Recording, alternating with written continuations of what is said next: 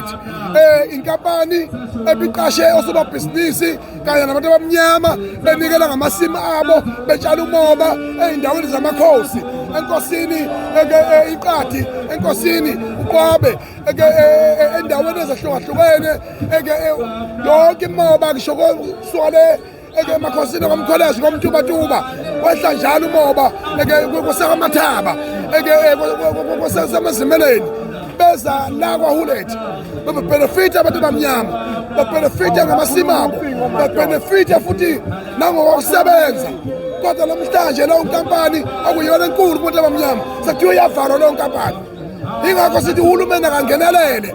i-Royal Chancellor inkosi uMandla Zondi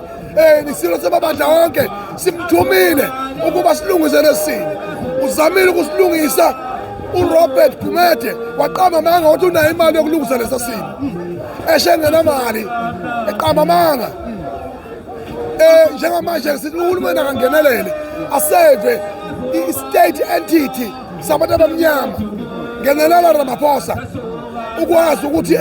kulungele isimo sekwaHulet ngoba baningi abantu abalahlekelwa amathuba emisebenzi umoba uyabola babavunile abantu bahlahlile umoba ungaka uyabola isona leso khona ngisho abafolokazi ababephila ngawo umoba emasimini abo namhlanje abakwazi ukwenza lutho kunesiteleka singapheli kwaHulet namhlanje sothi uhulumeni ngenelela ziyakhala manje lento ibafetheka kangakanani abasebenzi mina abasenhliziyweni yami bahlala emakhaya baduvile abasebenzi yabona and leyo nto leyo soyiqedaka namhlanje ziyakhala sasikhona la